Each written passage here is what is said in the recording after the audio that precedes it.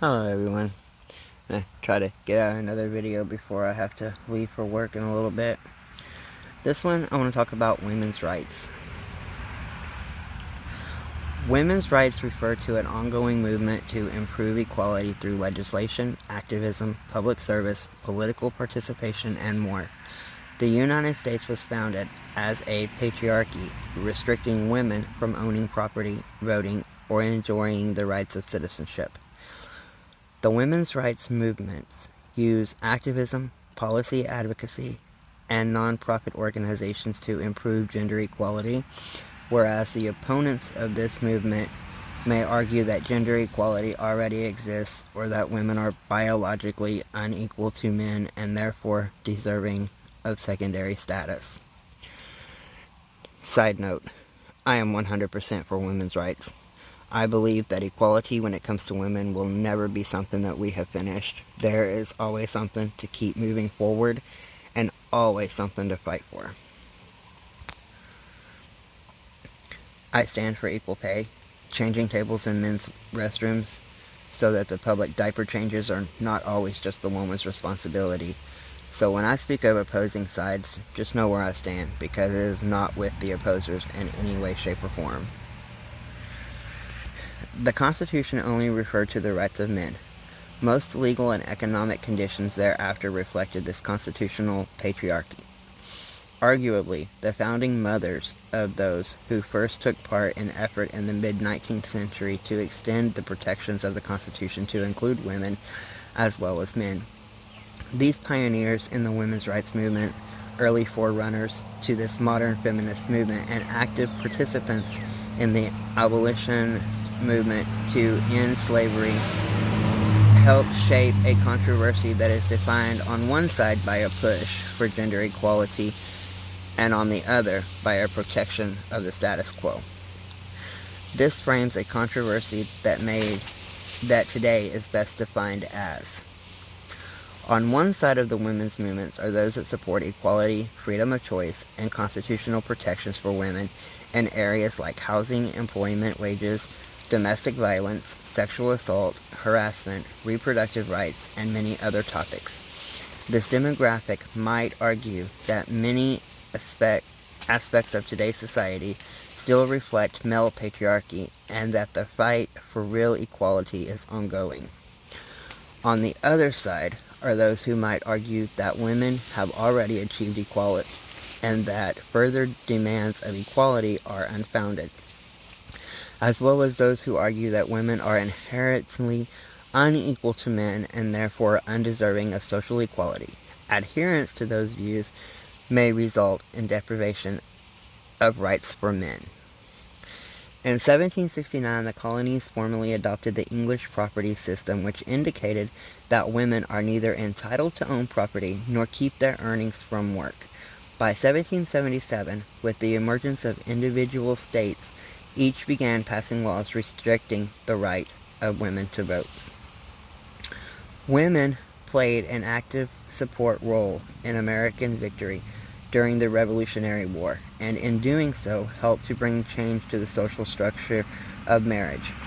Marital relations became somewhat more connected to love and companionship and less directly driven by the concept of patriarchal ownership of one spouse.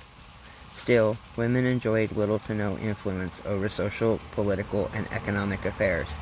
That would begin to change in the early part of the next century. Women entered the 19th century with none of the rights enjoyed by their male counterparts in the United States. However, in the mid-1800s, they saw the beginning of the movement, particularly as groups of women began organizing around the fight for the abolition of slavery. As early as 1830, several decades ahead of the Civil War, a number of women took a prominent part in speaking out for writing in opposition to the continuity of slavery. An early effort began through the combined efforts of freed black women who had been slaves and white wealthy women with the means and the time to organize action against slavery. Black leaders like Maria W. Stewart, Sojourner Truther, and Harriet Tubman provided examples and inspiration for white activists, including Abby Kelly Foster, Lucy Stone, and Susan B. Anthony, who became highly visible in the anti-slavery movement before earning their association with the women's liberation movement. In 1837, Mary Lyon founded the Mount Holyoke Female Seminary, the first college women, and one of the future seven sister schools. Wesleyan College was next in 1939. The same year, the state of Mississippi became the first to allow women with their husband's permission to hold property. Women were slowly gaining access to opportunities for advancement, but an event in 1840 highlighted how far women had yet to climb. Two prominent activists, Elizabeth Cady Stanton and Lucretia Mott, met at the World Anti-Slavery Convention in London that year and were denied seats due to their gender. The moment catalyzed a movement towards convention specifically surrounding the movement of women's liberation. Seneca Falls, Abolition and Civil War. In 1848, the Seneca Falls, New York conference brought a group of 300, mostly women and some men, together to sign the Declaration of Sentiments calling for an end to gender discrimination. The declaration was designed as a complement to the American Declaration of Independence and called for greater economic equality, educational access, improved standing in religious communities, and the right to vote. The push for the last of these rights, known as the women's suffrage, would become a centerpiece in the women's liberation movement. Moreover, the Seneca Falls would itself gain recognition as a landmark moment in the organization of women's liberation, giving way to increased visibility for the cause and growing activism around the demands cited in the Declaration of Sentiments. Increasingly, the organized movement for female liberation became closely tied to the organized push for the abolition of slavery. Many early feminists were directly invested in the battle to end African slavery. With the Civil War ended and American slaves emancipated, the 14th Amendment was passed in 1866. This constitutional amendment granted all citizens the right to vote. However, the Constitution had been written in language ambiguous enough that could be argued to apply only to men. This gave the states freedom to decide whether women should or should not be entitled to vote. Some states supported women's suffrage. Wyoming, for instance, in 1869 became the first to pass a women's suffrage law, although it wasn't until 1890 that women in Wyoming could vote in all elections. In 1872, Susan B. Anthony would become the first activist to test the ambiguous language of the 14th Amendment. She was arrested and charged with unlawful voting by casting a ballot for Ulysses S. Grant's re-election. Numerous other female activists were turned away at the polls that year. Though the women's suffrage movement would become the centerpiece of a decades-long struggle, women did increasingly gain access to property rights and greater legal recognition during this time.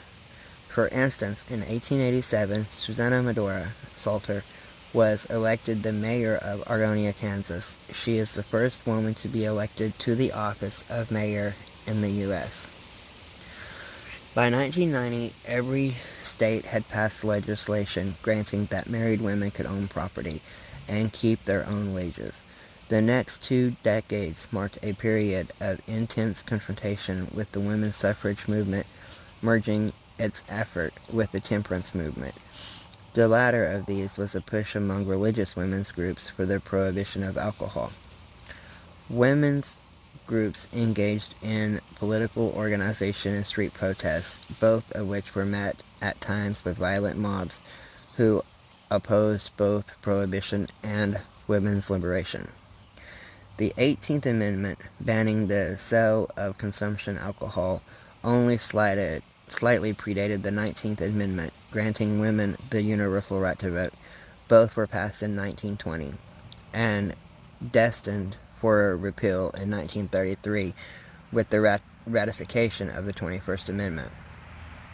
Modern feminism and reproductive rights. Women earned the right to vote in 1920. Therefore, the period thereafter marked the beginning of the public push for rights in numerous other areas of public life. In particular, as the modern feminist movement gained momentum, women's groups increasingly confronted the issue of reproductive rights. Abortion and contraception were both generally prohibited through the United States at that time. As the push for women's liberation gathered steam, the view also gained traction that abortion was fundamentally a matter of personal choice and privacy, and that government laws banning abortion were an infringement of those rights. In 1921, a nurse, educator, and activist, Margaret Sanger, formed the American Birth Control League, which advocated for the opening of birth control clinics and helped raise consciousness about the need for women to control their own fertility and reproductive decisions. In 1942, the League was renamed the Planned Parenthood Foundation of America, a non-profit organization that now includes more than 600 clinics throughout the United States focused on reproductive health care. The mid-20th century saw a growing support for women's reproductive rights among various cross-sections of the American public. As greater mainstream support emerged for decriminalization of abortion in an array of landmark court decisions, the state-level legislative changes began to alter the legal landscape. Most notably is in 1973, the decision in the Roe v. Wade found that the right of privacy, whether it be founded in the 14th Amendment concept of personal liberty and restrictions upon state action, or in the 9th Amendment reservation of rights to the people, is broad enough to encompass a woman's decision whether or not to terminate her pregnancy. And now they're trying to get that. Well, that's a whole other video. But they're trying to get that one overturned. Employment and equal pay. In 1960s and 70s were a period of dramatic change in American public life, with progressive ideologies and protests revealing a growing generation gap. Members of the younger cohort took an increasingly vocal and unified stance on the need for greater gender equality.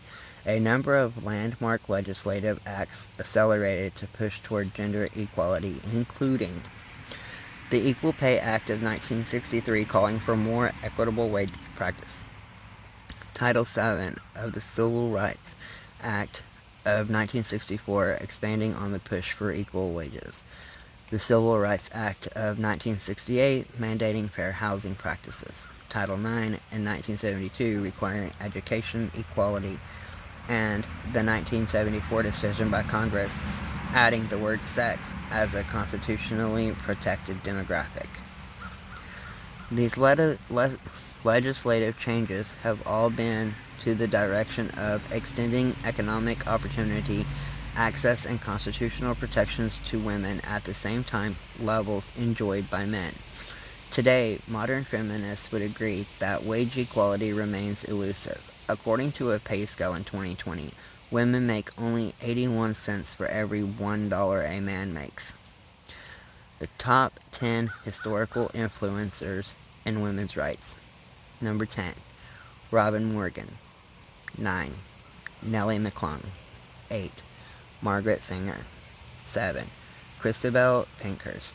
6, Emily Murphy. 5, Simone de Beauvoir. 4, Lama Gaboe. 3, Susan B. Anthony. 2, Hillary Clinton. 1, Betty Friedan.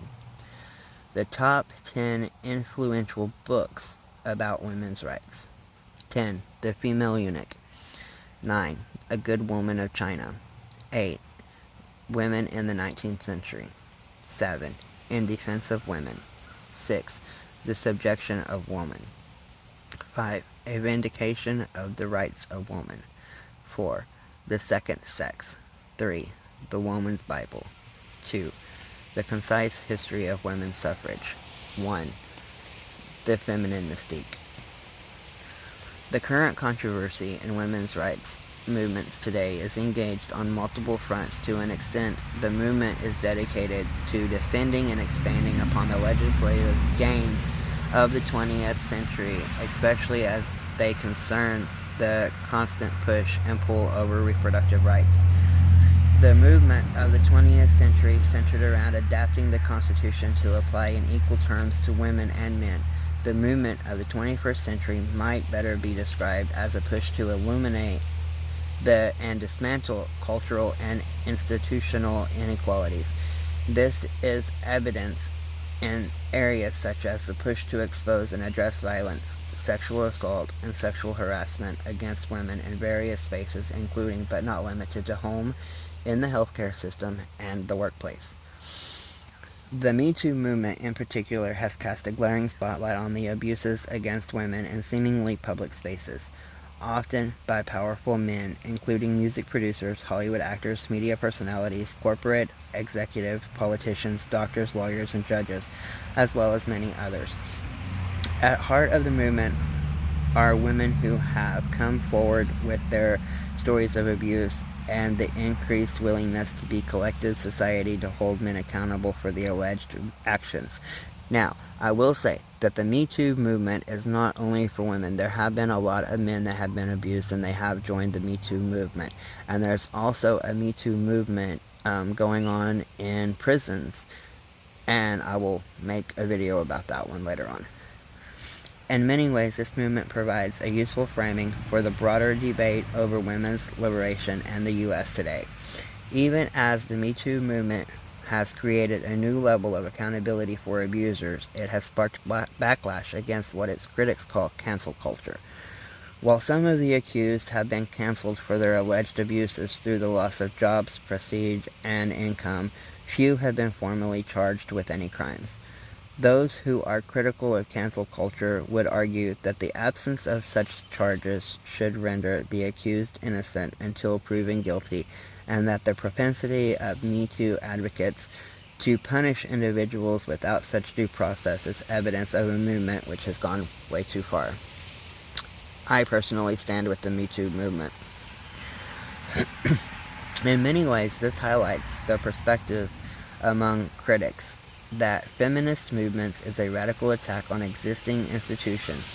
Critics of women's liberations, as well as critics of the Me Too movement, might be inclined to argue that the current constitutional standards grant gender equality and that the push for further culture and institutional equality is unfounded and potentially punitive of men. It is noteworthy that even in the present day, we have witnessed women making the first of their kind achievements, including 1997, Madeleine Albright becoming the first female Secretary of State. In 2007, Nancy Pelosi becoming the first female Speaker of House. In 2016, Hillary Clinton becoming the first female presidential candidate for a majority party. In 2021, Kamala Harris becoming the first female Vice President of the USA. In the USA, we have came a long way in achieving many things when it comes to equality for women, but we still have a long way to go. What do you stand up for? What fight is important to you? What have you protested and stood up for, and how did it turn out, or is it still ongoing? Did you know of any petitions that can be signed to help a movement that is in progress that would benefit the movement? If so, post it in the links. Would you like to see the changes in the current policies that we have? What are some things that need to be addressed in your country aimed towards women's rights and freedom? Let me know in the comment. I'd love to hear your thoughts on this. Have a good day, everybody.